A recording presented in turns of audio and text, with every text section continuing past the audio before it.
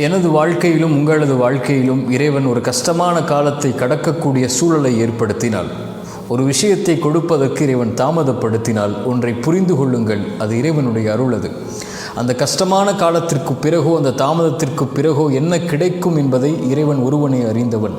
நம்மை பொறுத்தவரை காத்திருப்பு மட்டும்தான் நம்மால் முடியும். இறைவன் நோயை கொடுத்தால் தான் சுகத்தை கொடுக்க முடியும். இறைவன் கஷ்டத்தை கொடுத்தால் தான் இன்பத்தை உணர முடியும்.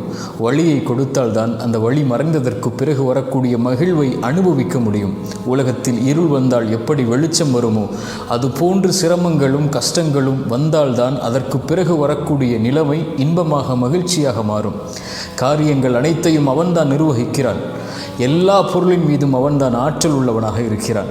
அவனை சார்ந்திருந்து அவன் கொடுக்கக்கூடிய விஷயத்தை கஷ்டத்திற்கு பிறகு காத்திருந்து பெற்றுக்கொண்டால் அதைவிட உலகத்தில் பெறக்கூடிய வெகுமதி எதுவும் இருக்க முடியாது.